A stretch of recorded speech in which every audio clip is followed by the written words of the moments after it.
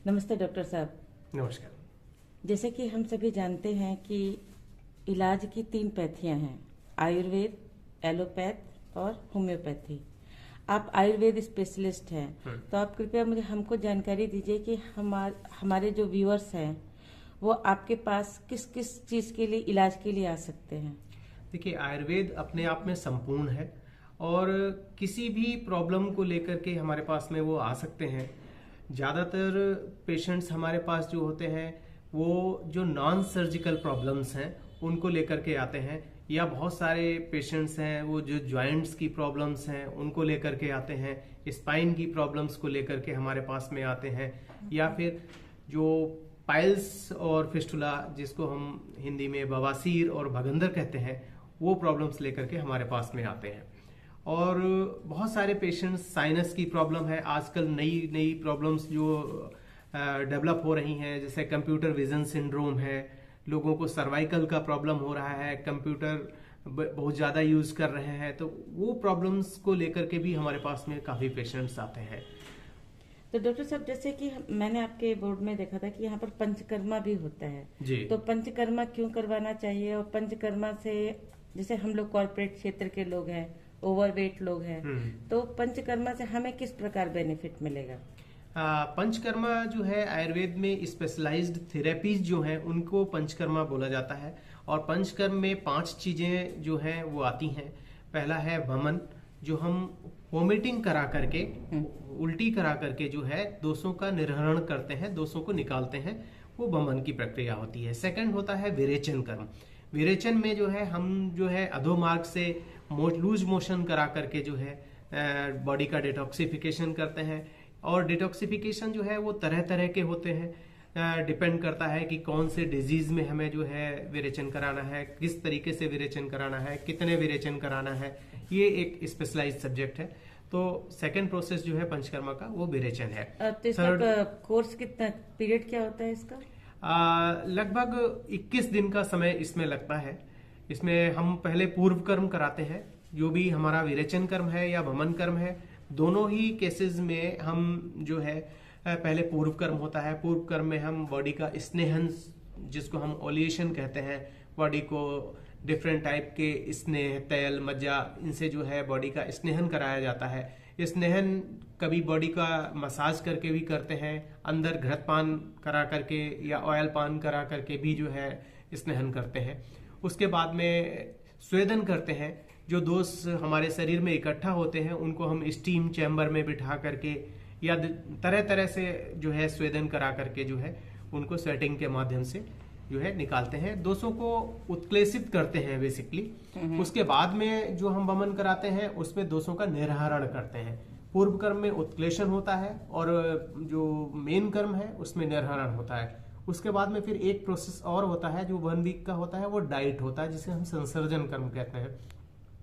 संसर्जन कर्म में हम लोग बहुत जो विरेचन हो जाता है, जिनकी शुद्धि हो जाती है, उनको जैसे चावल का माड़ है, ठीक है, मंड, यवागु, पेया, बिलेपी, इस तरीके से जो है डाइट पैटर्न चलता है। वो 5, 6, 7 दिन का डाइट पैटर्न होता है। धीरे धीरे पैटर्न को जैसे हम लिक्विड से स्टार्ट करते हैं, फिर सेमी लिक्विड, फिर सेमी सॉलिड, फिर धीरे धीरे जो है नॉर्मल डाइट पे आकर के उसको खत्म करते हैं। और ये जो पंचकर्मा है, ये जरूरी नहीं है कि जिसको प्रॉब्लम है वही करवाए। जो हेल्दी पर्सन है वो उसको भी साल में एक बार तो जरूर कराना चाहिए। बॉडी को डिटॉक्स करना है, पूरी बॉडी की एक तरीके से सर्विसिंग हो जाती है। ये ऋतु के हिसाब से होता है। जैसे कि आप ये समझ लीजिए कि शरद ऋतु है, उसमें जो वर्षा ऋतु में पित्त बढ़ा हुआ है, उस पित्त को अगर हम वर्षा ऋतु में नहीं निकालेंगे तो वो तरह तरह की प्रॉब्लम्स करता है। आप लोग देखते होंगे इस समय जो है जैसे फीवर की प्रॉब्लम बहुत ज्यादा है, कॉमन प्रॉब्लम है, वायरल फीवर है, किसी को डेंगू है, मलेरिया है। बेसिकली ये जो है पित्त वृद्धि का समय है। पित्त वृद्धि जो है, अगर हम पित्त का निर्हरण नहीं करते तो वही पित्त जो है ज्वर के फॉर्म में जो है इस समय बाहर आता है।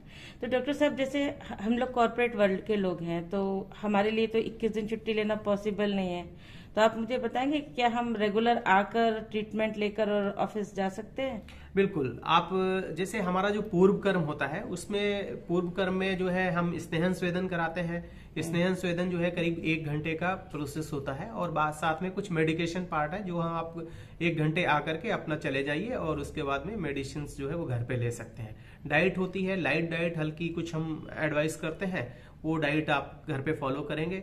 उसके बाद में विरेचन के लिए जो है मेन जो विरेचन कर्म है उसके लिए रेडी हो जाते हैं। मेन विरेचन कर्म में हम लोग जो है धीरे धीरे इंक्रीजिंग डोजेज में घृतपान कराते हैं, डिपेंड्स की डिजीज कौन सा है उसके हिसाब से मेडिकेटेड घी पिलाते हैं, इंक्रीजिंग डोजेज में पिलाते चले जाते हैं। बॉडी का उसमें घृतपान के लिए भी आधे घंटे का मुश्किल से टाइम चाहिए सुबह सुबह, और उसके बाद में शाम को एक बार जो है आधे घंटे के लिए जो है 1 घंटे के लिए जो है मसाज और स्टीम के लिए आना होता है। मेन कर्म जो होता है विरेचन का, जो हम मेडिसिन देते हैं उस दिन 1 दिन छुट्टी की जरूरत होती है। तो वो तो हम लोग वीकेंड में करा सकते हैं, वीकेंड में हो सकता है, यूटिलाइज बिल्कुल कर सकते हैं, वीकेंड में हो सकता है। डॉक्टर साहब ये तो बहुत अच्छी बात है, नहीं तो हम लोग तो सोचते थे कि पंचकर्मा कराना है या कुछ कराना है तो हमें 15 दिन के लिए जाना पड़ेगा, प्राकृतिक चिकित्सा के लिए 15 दिन जाके छुट्टी लेके मैनेज करके सारी चीजें करनी पड़ेंगी, इसलिए हमेशा ये प्रोसेस डिले हो जाती थी। लेकिन आपने जो हमें प्रोसेस बताई है कि हम रेगुलरली आकर सुबह शाम विजिट करके और संडे सैटरडे में पूरा दिन लेके हम इसको 21 दिन के कोर्स में सब कुछ करवा सकते हैं। काफी प्रोसेस जो है कंप्लीट हो जाता है, और इससे विरेचन कर्म का देखिए फायदा आपको मैं बताता हूँ कि हाइपर कोलेस्ट्रॉल जिनको है, डिस्लिपिडेमिया की प्रॉब्लम्स है, या जिनको बहुत हाई बीपी रहता है, जिनको हमारे पास ऐसे पेशेंट्स भी आते हैं जो जिनका बीपी आफ्टर मेडिकेशन जो है 170 160 इससे नीचे कभी जाता ही नहीं है, उन लोगों को मैं टोटली जो है बीपी की मेडिसिन बंद कर देता हूँ। और बीपी की मेडिसिन बंद करके जब हम विरेचन कर्म कराते हैं तो बीपी 120 80 नॉर्मल, ऑलमोस्ट नॉर्मल जो है बीपी आ जाता है। और वो बीपी जो है धीरे धीरे अगर हम लाइफ स्टाइल को मेंटेन करते हैं, डाइट मेंटेन करते हैं, तो हमेशा कभी भी फिर बीपी की मेडिसिन लेने की जरूरत नहीं पड़ती है। धन्यवाद डॉक्टर साहब। अच्छा, आजकल एक कॉमन प्रॉब्लम है शुगर के।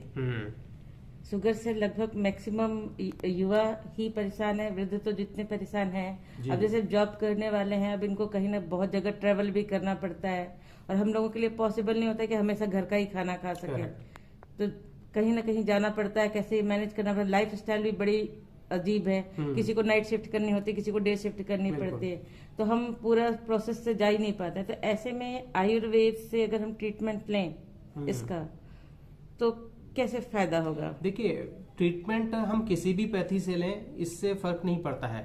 फर्क ये पड़ता है कि हम जो है हमारा लाइन ऑफ ट्रीटमेंट कितना इफेक्टिव है। लाइन ऑफ ट्रीटमेंट इफेक्टिव का मतलब एक ये होता है कि हम अपनी लाइफ में जो है life style basically life style problem है, तो लाइफ स्टाइल मॉडिफिकेशंस के साथ में हम आयुर्वेदिक मेडिसिन लेते हैं तो बहुत सारे एलोपैथिक मेडिसिन या फिर जो है दूसरी मेडिसिन से जो है हम उनके साइड इफेक्ट से बच जाते हैं, और काफी हद तक चीजें कंट्रोल में ही हो जाती हैं। कई बार ऐसा होता है कि जो है हमें और मेडिसिन एलोपैथिक मेडिसिन लेनी भी पड़ती हैं, तो लेने में भी कोई दिक्कत नहीं है, बट बॉडी का मेटाबॉलिज्म मेंटेन रहे, हमारा वेट मेंटेन रहे, कोई साइड के कॉम्प्लिकेशंस ना हो, इसमें जो है काफी हेल्पफुल है आयुर्वेद। आजकल पाचन की बहुत ज्यादा समस्या है, लोग खा तो रहे हैं, कमा भी रहे हैं, लेकिन पचा नहीं पा रहे हैं जी। तो पेट की संबंधी समस्या के लिए आयुर्वेद में पेट के लिए आयुर्वेद बेस्ट है, और खास तौर से जो लीवर प्रॉब्लम्स आजकल आप लोग देख रहे होंगे, फैटी लीवर की प्रॉब्लम्स है। ऑलमोस्ट लगभग हमारे पास जो भी पेशेंट्स आते हैं, grade 1 grade 2 grade 3 fatty levers के पेशेंट्स आते हैं। अल्कोहल चूंकि कंजम्पशन बहुत ज्यादा है, उसकी वजह से भी फैटी लीवर का प्रॉब्लम है। डाइट, दूसरा आईबीएस का प्रॉब्लम बहुत ज्यादा है लोगों को। आईबीएस के पेशेंट्स, मेरे पास कई ऐसे पेशेंट्स आए जो 15-15 साल से जो है परेशान थे। उनका ट्रीटमेंट टाइम लगता है उनको 6 महीने से 1 साल का ड्यूरेशन, बट वो कम्प्लीटली रिकवर होकर के जाते हैं। और पेट की जो ऐसे कॉन्स्टिपेशन है या फिर जो है हाइपर एसिडिटी का प्रॉब्लम है, जिसे आयुर्वेद में अम्ल पित्त कहते हैं। एसिड रिफ्लक्शन में भी, एसिड रिफ्लक्स में आयुर्वेद बहुत हेल्पफुल है, बहुत हेल्पफुल है। अच्छा डॉक्टर साहब, जैसे आजकल एक बहुत समस्या हो गई है ओसीडी की। तो ओसीडी में अब ऑब्सेसिव कंपल्सिव डिसऑर्डर में बंदा एक ही थॉट लूप में फंस जा रहा है। तो एक तो उसका हम साइकोलॉजिकल काउंसलिंग से ट्रीटमेंट करते हैं, आयुर्वेद में उसका क्या इलाज है? आयुर्वेद में जो है शारीरिक और मानसिक व्याधियों का अलग अलग वर्णन है।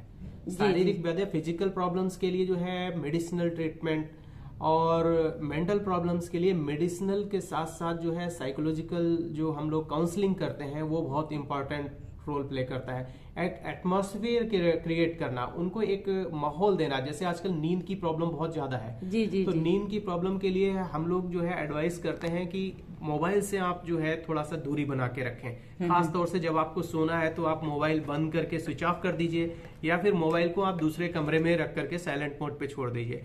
फिर जब नींद नहीं आती है तो मैं उनको एडवाइस करता हूँ कि आप अपना बुक पढ़ने की आदत डालिए। तो जैसे ही हम लोगों को बचपन से देखा, जब भी पढ़ाई के लिए कहा जाता है तुरंत नींद आने लगती है। तो ज्यादातर पेशेंट्स को हमने ये पाया है कि जब हम उनको बुक पढ़ने के लिए एडवाइस करते हैं और वो फॉलो करते हैं, तो उनकी नींद की काफी हद तक समस्याएं जो है सॉल्व हो जाती हैं। और मेडिकेशन जो है, मेडिकेशन भी बहुत इफेक्टिव है। साथ में कुछ थेरेपीज हैं, जैसे शिरोधारा है, ठीक है, शिरोवस्ती है, इस तरीके की जो थेरेपीज हैं वो इसमें काफी हेल्पफुल है। तो शिरोधारा जो है वो हाइपरटेंशन और उसमें भी मदद करती है, डिप्रेशन में? ऑब्वियसली जितनी भी मानसिक प्रॉब्लम्स हैं उनके लिए, या फिर जो है हमारा हाइपरटेंशन का प्रॉब्लम है, माइग्रेन का प्रॉब्लम है किसी को, या बहुत सीवियर हेडेक का प्रॉब्लम होता है, वात वृद्धि की वजह से होता है। वात का जो ट्रीटमेंट है वो स्नेह से होता है। तो स्नेह से ट्रीटमेंट जो है हम जब भी करते हैं तो वात समन होता है, और जो है उससे बहुत अच्छा रिजल्ट मिलता है। धन्यवाद डॉक्टर साहब, आपने बहुत अच्छा बताया। हम इस वीडियो को अपने व्यूअर्स को शेयर करेंगे, और जिसको जिसको आपसे ट्रीटमेंट लेना होगा हम आपका नंबर उनको शेयर करेंगे। Thank you. अच्छा, नमस्कार।